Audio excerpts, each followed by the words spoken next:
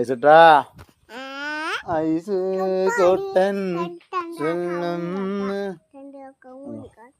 ഹസ്ബി റബ്ബി സല്ലല്ലാഹു മാ ഫീ ഖൽഖി ഖൈറുല്ലാഹ് നൂർ മുഹമ്മദ് സല്ലല്ലാഹു അലാ ഇലാഹ ഇല്ലല്ലാഹ്.